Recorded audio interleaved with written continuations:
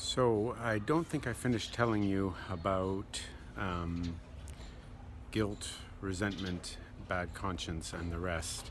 And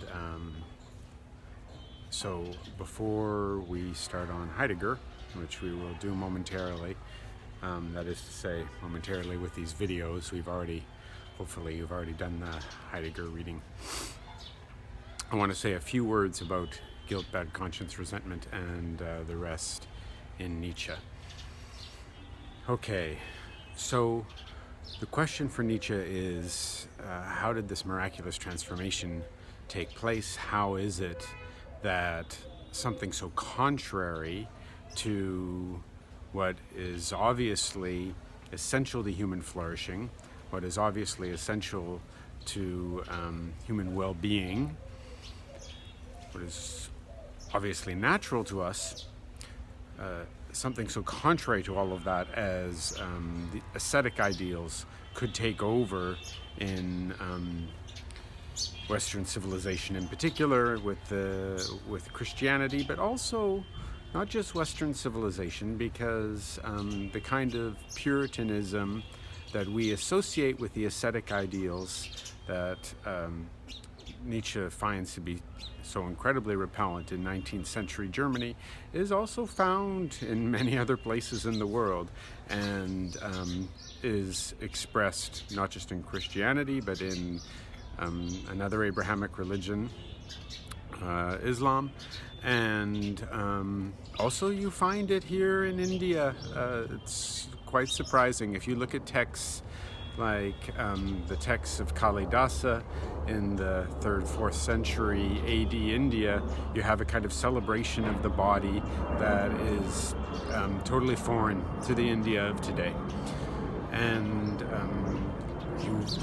we find this ascetic ideal really in the 21st century across cultures. Now, how could this be? How could it be, as we were talking about last time, that pride should come to be viewed as evil, and meekness come to be viewed as virtuous? How could it come to be that the body come to be viewed as evil, and that the denial of the body in food, sex, etc. could come to be seen as the highest form of virtue? It's a strange and fascinating question for Nietzsche. It's the question of ascetic ideals. It's the question that drives him. Well, as you know, we told part of the story with the transformation of good and bad into good and evil through the principle of ressentiment.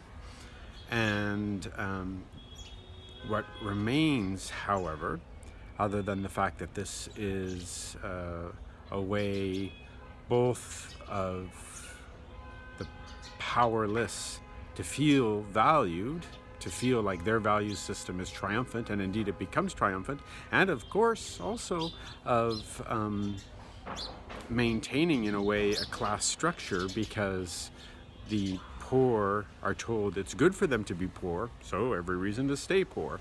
The meek are told it's good for them to be meek, so every reason to stay weak. The weak are told it's good for them to be weak, so every reason to stay weak, etc.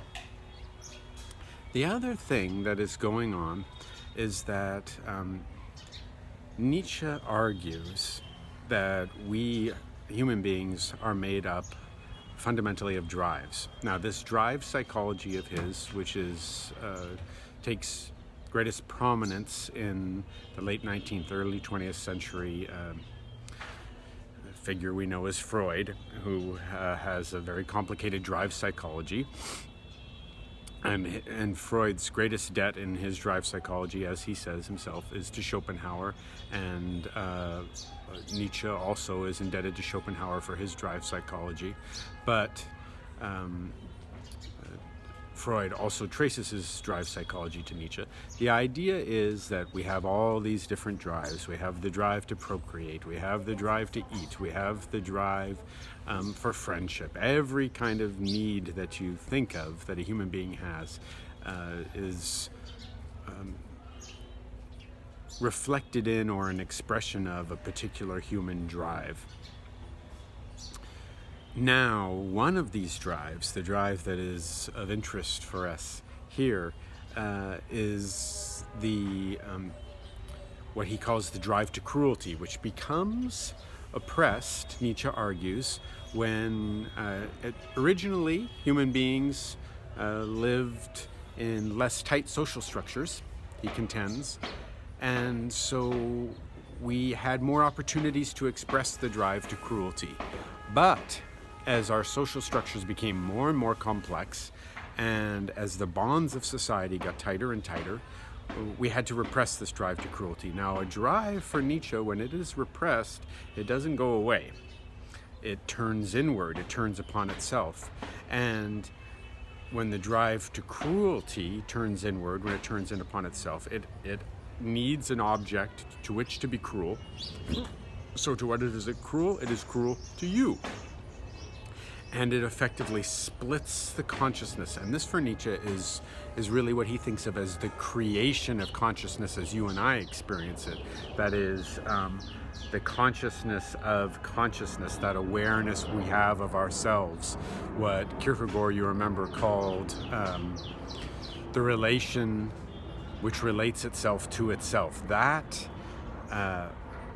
aspect of knowing who I am, which is going to be crucial when we're talking about Dasein. For Heidegger, that is just for Nietzsche the inwardly turned drive of the expression to cruelty. And we experience this, according to Nietzsche, as the feeling of bad conscience. And we experience it as pain.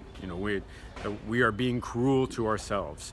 So when you think about this narrative that you probably have, that most of us have, that maybe the vast majority of us suffer from, that somehow or other the problem is me, I am the problem.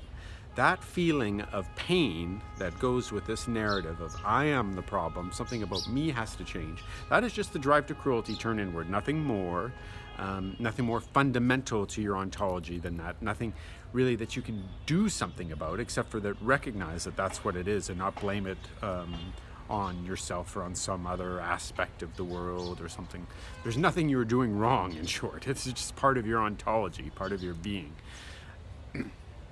But the priest comes along and says to the poor, to the weak, to the members of what Nietzsche calls slave morality, no, actually, when you are experiencing that inward pain, what that is, it is an expression of this thing called guilt. And you feel guilty because you know that those things that we have all agreed are evil, things like power is evil, sex is evil, the glorification of the body is evil, money is evil, etc. You still secretly want those things, and you're still secretly craving those things, and and often maybe failing, let's say, to be meek and humble, and instead being self-aggrandizing, excessively proud, failing to deny your body, but indulging your body. And when you do that, you experience guilt. And that's the proof for the priest. The fact of this guilt is the proof of the fundamental moral order, which is slave morality, this new table of good and evil. And it is a further proof of the fact that there can be liberation from this guilt. And what is the ultimate liberation from this guilt? Of course, expressing the virtues of self-denial, the ascetic ideals, and then ultimately enjoying the fruits of that self-denial when you get to heaven. Whereas, by contrast, those who do not feel guilty, who do not feel the bite of conscience, who continue to seek these evil things, those people who still believe master morality is somehow the right way to go, they are going to suffer when this moral order is confirmed, because they are all going to go to hell for eternity. And this is the final trick that the priest uses to sell the new morality, the transvaluation of values. He convinces us that feeling of pain, which is the very creation of consciousness itself, as we think of it, our self-consciousness, and the pain that comes with that, convinces us that that is a guilt which is a consequence of a fundamental moral order, which is confirmed by God and is rewarded or punished, depending upon your relationship with that guilt, with your ability to navigate the new moral order, the transvaluation of values, with eternal reward in heaven or eternal damnation in hell. And this, according to Nietzsche, is why we see in the early literature of the Christian period, especially in the 1st, 2nd, 3rd, 4th centuries AD, these long, incredibly detailed descriptions of all the horrible tortures that members of believers in the old morality will suffer in the next life, and less complete descriptions of the kinds of benefits that those believers in the new morality will enjoy when they get to heaven. That's just basically eternal happiness. How much more do you need to know?